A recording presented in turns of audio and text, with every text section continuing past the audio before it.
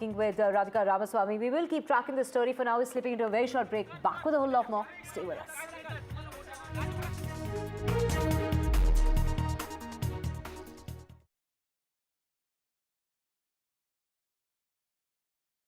I think that there's something that's always there that I just need to uncover. Like, I know I'm gonna get there, but I have to be patient with myself. That's probably the scary part for me. And it's okay, like, if you completely pivot and change.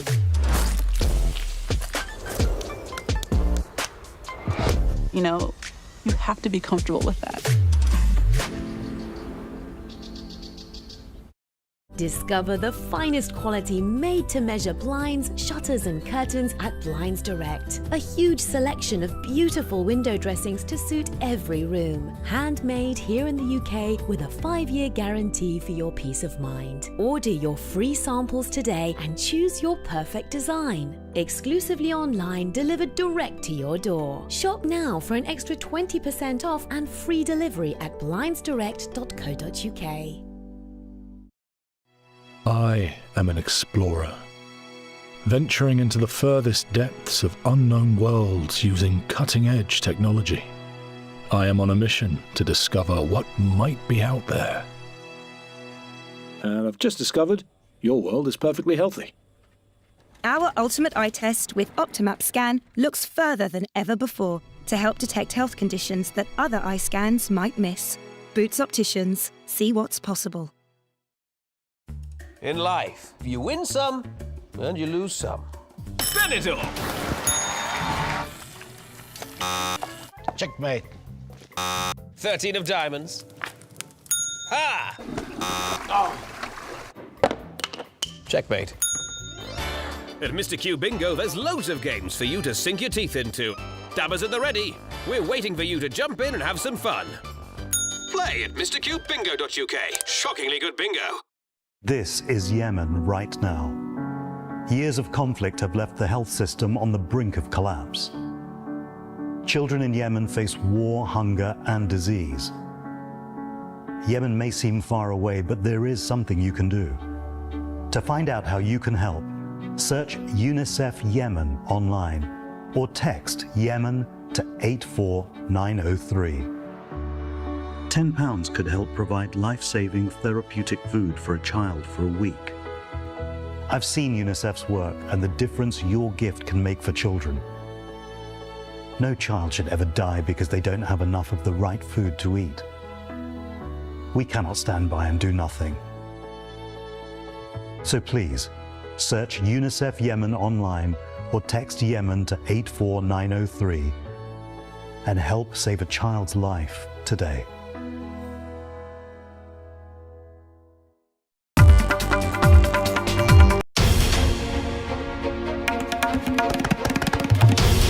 This is NDTV, and you're watching NDTV 24/7.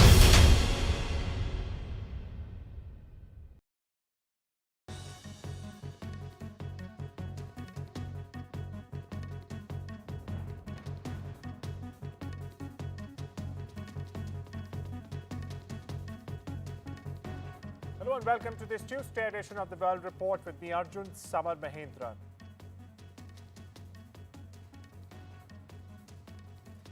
US President Donald Trump said Monday that the United States will hold talks with Iran. Now, Trump said, and I quote here, they've requested a meeting, and if we can put something down on paper, that will be fine. It'll be good. Trump's Middle East envoy, meanwhile, Steve Witkoff, has said the meeting will take place in the next week or so. Meanwhile, listen in to what Donald Trump had to say. We have scheduled Iran talks, and they want to talk. They took a big drubbing, I think, when we hit the 3 sites. Really, I would say the 3 sites, not just the one. The one was a big one, and it was deep in granite, and it was obliterated. Meanwhile, my colleague Vishal Vivek joins us for more on this. Vishal, Witkoff hinting that there'll be talks this week itself, and Trump at the same time not sounding too convinced by the entire idea. What can we expect from these talks? But Arjun, at the same time, Trump has confirmed that there will be talks indeed, and there were speculations that when these talks would happen, so there's a timeline on that as well. Now we know that the talks could happen in the next 7 days or so. What could be discussed in the meeting, that is to be seen. There could be several things discussed because Trump has also hinted that there could be sanctions relief for Iran. Iran has been weighed down by sanctions for decades now. Its exports have been plummeted throughout the time in the recent past as well. So that will have to be figured, and both the sides have been had been talking, regularly in the recent past. But after the attacks conducted by Israel and US on Iranian soil, those talks had gone into disarray. So if those talks again realign, that will have to be seen how quickly both the sides can get on the table and arrange for some level of agreement, so that the all important US-Iran nuclear talks could progress further. Of course, thank you so much for putting things in perspective for our viewers there, Vishal. Moving on, an Indian family of 4, including 2 children, were charred to death after a truck crashed in their vehicle in Dallas on Monday. Now, the Hyderabad-based family, identified as Tejaswini and Sri Venkat, and their 2 children, in fact, were reportedly on a vacation in the United States. Now, they had driven to Atlanta last week to visit their relatives and were returning to Dallas when the incident took place. My colleague Uma gets the latest. Extremely tragic incident of these 4 members of an Indian family who died because their car went up in flames. What we understand is that Sri Venkat and his wife Tejaswini, along with their 2 children, 2 school-going children, had gone on a holiday to the US, and they had gone to spend a week at Atlanta with some relatives. And when they were returning from Atlanta to Dallas in a car, we understand that their car met with a head-on collision with a mini truck in a place called Greene County. The truck is said to have been coming in the wrong direction, and the impact of the accident was such that the car went up in flames and there was no opportunity for anyone inside to escape the fire. So while people passing by have shot certain videos of the car going up in flames, no one could be saved from the car, and therefore the police there saying that they will be conducting DNA analysis of whatever bones or other materials that are left before handing over the mortal remains to the family. In Hyderabad, where the family is said to have resided at Kompally, which is called also Suchitra, in that area I spoke to the local inspector, and he said that while they have information about the accident and the place where they were residing, no one had come forward to seek any kind of a help from the local police as of now. Staying with the US, a flash flood in Texas killed more than 100 people over the 4th of July holiday weekend, and in fact left others still missing. Now, this includes girls attending a summer camp. The devastation has drawn a massive search effort as officials face questions over their preparedness and the speed of their initial actions. Now, the floods grew to their worst at the midpoint of a long holiday weekend when many people were in fact asleep. Survivors have described the floods as a pitch-black wall of death and said they received no emergency warnings from the administration whatsoever. US military troops and federal immigration officers made a mighty but brief show of force Monday at the MacArthur Park, dubbed the Ellis Island of the West Coast. Now, this as the community hub of a largely immigrant neighborhood in Los Angeles. About 90 National Guard troops and dozens of federal officers descended on the park in the morning that was nearly empty after word spread of a potential raid. Even as he slapped fresh tariffs in 14 countries, US President Donald Trump on Tuesday said the country was close to making a trade deal with New Delhi. Trump said, "We made a deal with the United Kingdom, we made a deal with China, and we're close to making a deal with India now." He also added that letters stating fresh tariffs were sent to other countries. Now, his remarks come after he announced new trade measures with countries including Bangladesh, Thailand, South Korea, and even Japan to come into effect starting the 1st of August. Trump has slapped new tariffs in 14 countries with some as high as 40%. Myanmar and Lagos have taken the biggest hits, facing 40% tariffs. Now, other countries like Japan, South Korea, and even Indonesia are also on the list. They're all part of what Trump calls a plan to fix unfair trade deals and to protect U.S. jobs.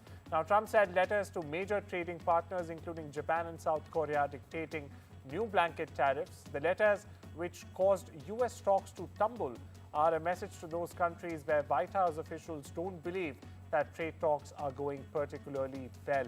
Now, this was confirmed by a former trade negotiator. The notices also deal a blow to hopes that Trump will scale back tariff threats and de-escalate trade war, some experts argue. Meanwhile, listen to what Trump said, followed by Caroline Leavitt and the White House.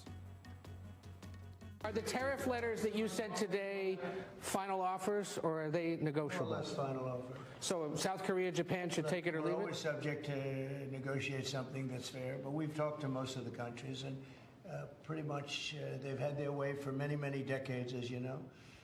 And it was time that we just wanted fairness. This is not really equitable from our standpoint, because it's just a small token by comparison to the damage that's been done over the years. But we had no other president that was willing to do this. I did it in my first term with China and others. We took in hundreds of billions of dollars of tariffs. No inflation, the most successful period of time that we've ever had financially in the country. The first term. I think this term is going to be much better, even much better than that. That was the best ever, and this is going to be, I think, substantially better, and we're on the way to doing that.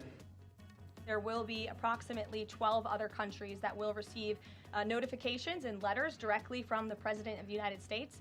And weeks ago, I stood at this podium and I told all of you that the President was going to create tailor-made trade plans for each and every country on this planet. And that's what this administration continues to be focused on. The President will also sign an executive order today delaying the July 9th deadline to August 1st. So the reciprocal tariff rate, or these new rates that will be provided in this correspondence to these foreign leaders, will be going out the door within the next month, or deals will be made. And those countries continue to negotiate with the United States. We've seen a lot of positive developments in the right direction, but the administration, the president, and his trade team want to cut the best deals for the American people and the American worker. On the other hand, China has warned that the Trump administration on Tuesday, it has in fact warned the Trump administration on Tuesday against reigniting trade tensions by restoring tariffs on its goods next month, and has also threatened to retaliate against nations that strike deals with the US to cut China out of the supply chains. Washington and Beijing agreed to a trade framework in June that restored a fragile truce. But with many details still unclear, traders and investors on both sides of the Pacific, in fact, are closely watching what follows. Meanwhile, Benjamin Netanyahu says he still plans to travel to New York City or NYC, despite the U.S. Democratic Party's nominee for the mayor of the city, Zohran Mamdani, in fact, pledging to arrest the Israeli premier, citing the ICC arrest warrant against the Israeli Prime Minister. Now, when asked if he's concerned about Mamdani's pledge, Netanyahu told reporters before his dinner with Trump that he is not concerned about it. Meanwhile, Trump assured Netanyahu that he would get Mamdani out. And PM Narendra Modi is in Brasilia. Fresh off the BRICS summit in Rio, PM Modi kicked off his state visit to Brazil. Treated with a vibrant samba reggae performance and a warm welcome from Brazil's defense minister, Modi called the Rio leg productive, praising the BRICS talks with his meetings with global leaders. Now in Brasilia, the PM is set for big talks with President Lula Ignacio da Silva. Now this also includes everything from trade and tech to defense, health and energy as well. And the Indian diaspora, well, they're fired up to welcome him at every stop, as you see on your screens right now. Now these visuals, viewers, are testament, one, underlining the fact that from Rio to Brasilia, India's global push is in full swing. Meanwhile, we spoke to an international relations analyst from Sao Paulo. Here's what he has to say.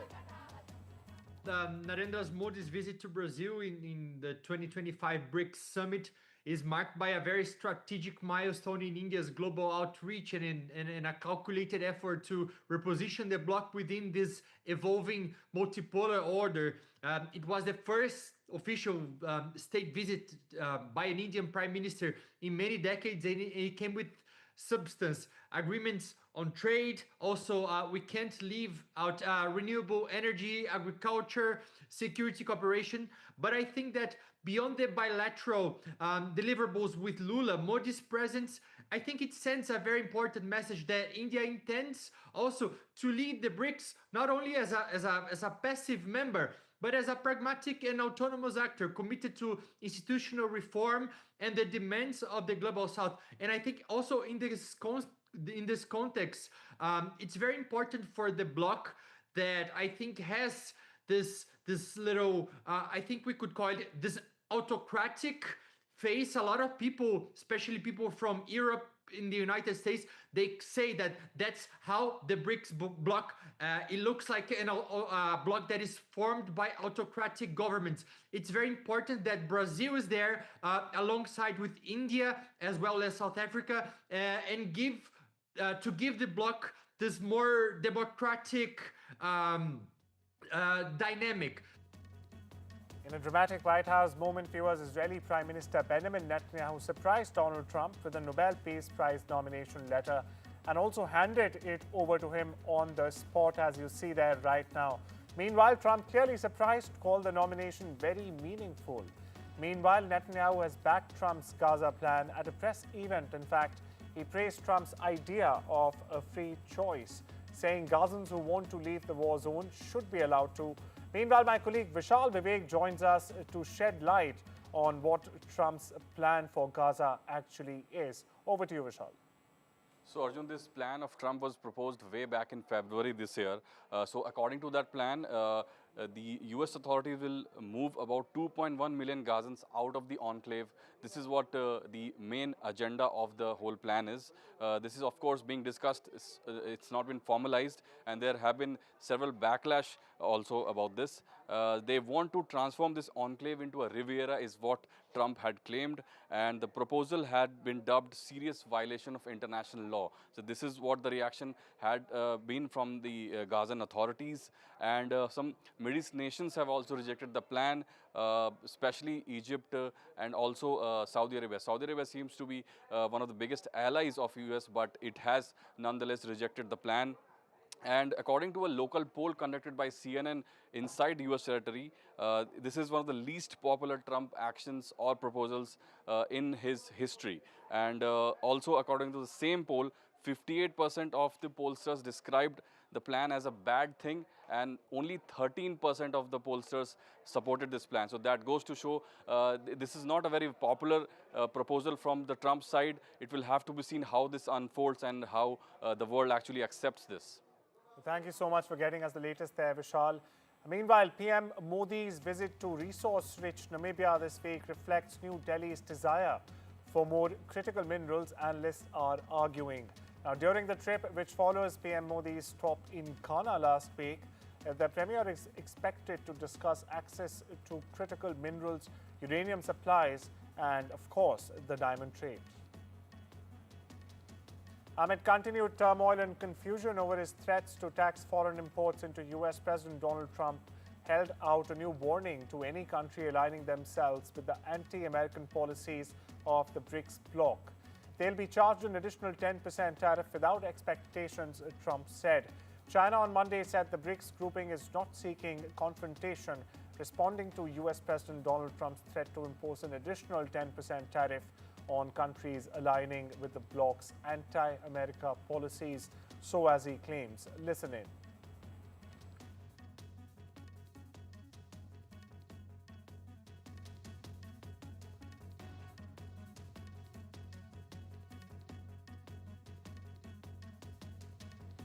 Russia's transport minister was found dead from a gunshot wound in an apparent suicide, investigators said Monday. Now, news that broke hours after the Kremlin announced he had been dismissed by President Vladimir Putin. The Kremlin did not give a reason for the firing of Roman Stralovoy, who served as the transport minister since 2024 May, and it was uncertain when exactly he died and whether it was related to an alleged embezzlement case, as some Russian media are suggesting. Meanwhile, foreign tourists are trickling back to China after the country loosened its visa policy to unprecedented levels. That's correct, viewers. Citizens from 74 countries can now enter China for up to 30 days without a visa. It's a big jump from previous regulations. The government has in fact been steadily expanding visa-free entry in a bid to boost tourism, the economy and its soft power as well. Over 4,000 people, including women and children from Myanmar, fled to Mizoram in the last few days and have in fact now taken shelter in 2 locations of the Champhai district in Mizoram's Champhai districts, officials said. Now, officials are also saying that the refugees started entering the state through areas of eastern Mizoram's Champhai district since the 3rd of July, following violence between 2 ethnic groups in the neighboring country. The Assam Rifles, meanwhile, have been safeguarding the India-Myanmar border and recently have also stepped up the security efforts. Shipping Minister Sarbananda Sonowal has said that the distance between Mizoram's Aizawl and West Bengal's Kolkata will be shortened by a whopping 700 kilometers by 2027.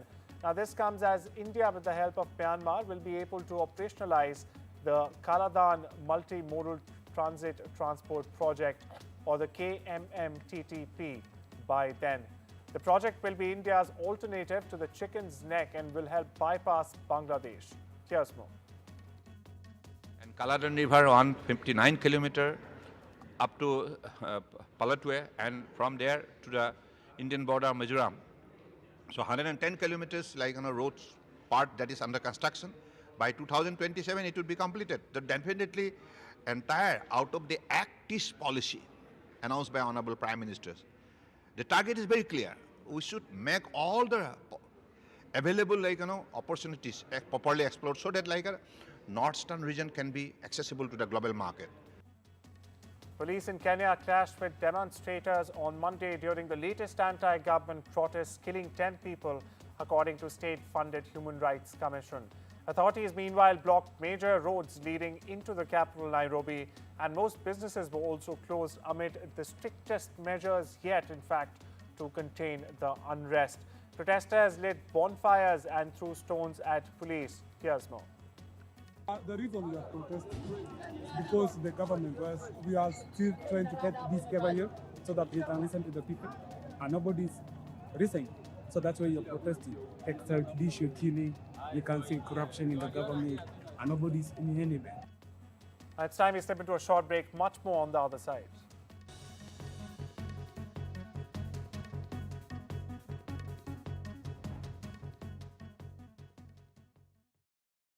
At Green Flag, we don't just save motorists at the roadside, we'll also save you money by halving your AA or RAC renewal when you get our most similar UK vehicle cover. If it isn't half your original renewal price, let us know and we'll pay you the difference. Green Flag's got you. Search Green Flag. This is an urgent appeal from the charity WaterAid. Every day, children like Karim have to walk miles to collect water like this. But they have no choice. Every day, babies have to drink water that is teeming with insects and bacteria, but they have no choice. Today, more than 1,000 children will die from poor sanitation, hygiene, and dirty water. They drink it because they have no choice. But you do.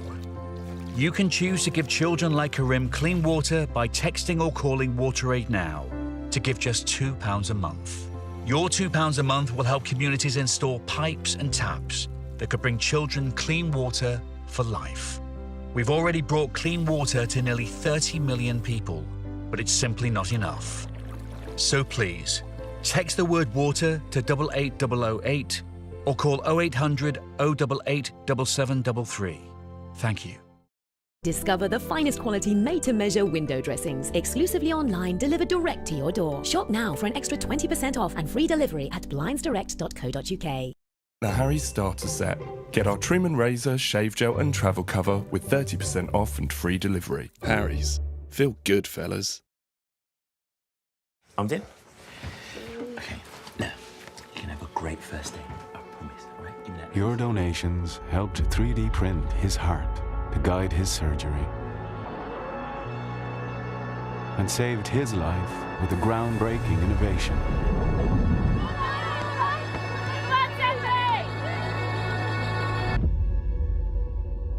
And the future breakthrough that could cure her is closer than ever. Help us turn science fiction into reality and save more lives like hers. Donate to the British Heart Foundation now. Vodafone's summer sale is now on. Save up to £984 with the Samsung Galaxy S25 when you trade in. And with Circle to Search, find everything you need this summer fast. Hurry, ends 10th of July. Go online or in-store today. Vodafone. John from work said it's a lovely hike. Right, Rosie, can I have the boots bag? No, I meant the hiking boots bag. Did we not bring it? Discover new beauty must-haves at Boots. That's your summer sorted.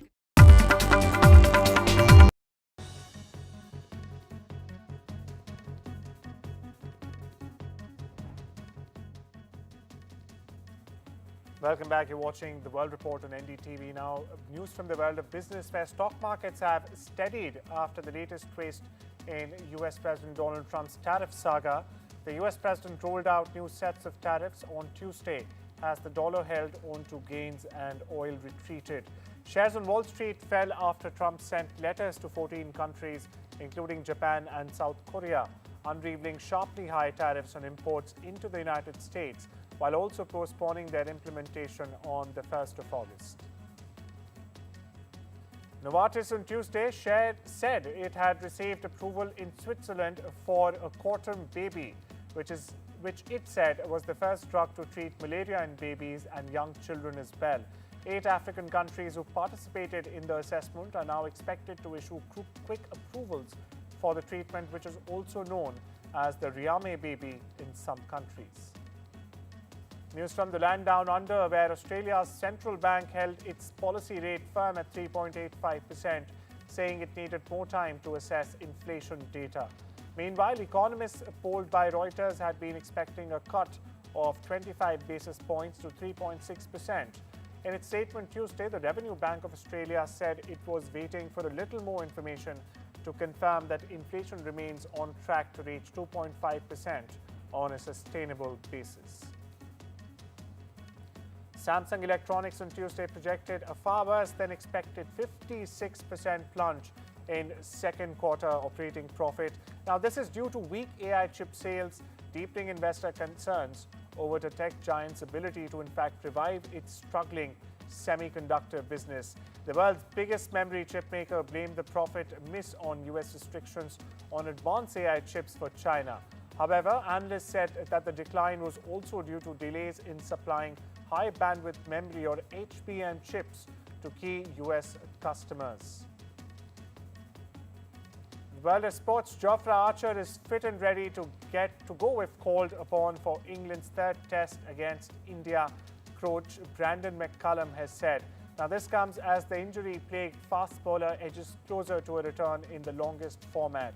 Archer has taken 42 wickets in 13 test matches, but has not played in the format since February 2021 after a succession of elbow injuries and back issues, in fact, sidelined him for long periods. Superman actors and their friends hit the red carpet on Hollywood Monday for the premiere of James Gunn's new Superman film. Now, the film marks the beginning of a reboot of the DC Comics movie universe and also features David Cornsweet as the new Man of Steel, Rachel Brosnahan as the intrepid reporter Louis Lane, and Nicholas Hoult as the villain Lex Luthor. It lands in theaters in the US this Friday. Something to look forward to there. Iron Maiden got minted in their 50th anniversary. That's correct. The British heavy metal band got their very own coin, joining the likes of musical royalty in the Royal Mint's Music Legends series, which has previously celebrated the likes of Queen, Elton John, and David Bowie. The band is formed of Bruce Dickinson, Steve Harris, Nico McBrien, and Dave Murray, Adrian Smith, and Janik Gers. Meanwhile, Ringo Starr celebrated his 85th birthday on Sunday by continuing his annual tradition of spreading a message of peace and love. Now, it's a mantra, viewers, he shared with fans around the world every 7th of July since 2008. The Beatles drummer marked the occasion in Beverly Hills, surrounded by family, friends, and fellow musicians. Now, among those in attendance were his wife Barbara Bach, son Zach Starkey, and longtime friend and Eagles guitarist Joe Walsh. Here's more. And well, that's all we have for you this Tuesday on the World Report. Take care and have a wonderful day.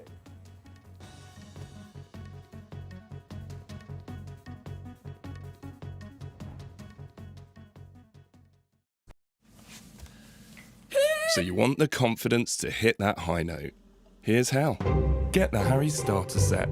Get our trim and razor, shave gel and travel cover with 30% off and free delivery. With our razor, even your 8th shave will be as smooth as your first. Its 5 German-engineered blades are our sharpest yet. Now with your newfound confidence, that high note is there for the taking. Harry's. Feel good, fellas. It's great to be helping out before my first grandchild arrives. And after having a few repairs myself, I need to make sure they'll all be protected. Which reminds me. Welcome to British Seniors, the UK's #1 rated provider of over 50s life insurance. Hi, I'd like a quick quote. No problem. We're proud to offer our seniors lifetime guarantee. With 100% of claims having been paid, we guarantee your premiums